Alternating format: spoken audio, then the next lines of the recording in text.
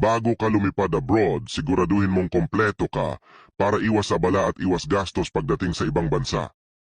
1. Important Documents Organizer, Passport, Contract, Visa, COE, IDs, OEC, Insurance.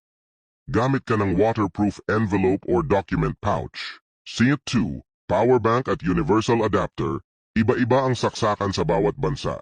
Magdala ka ng 20,000 mAh power bank at universal plug. 3. SIM card na pang international roaming. Para updated ka paglapag mo.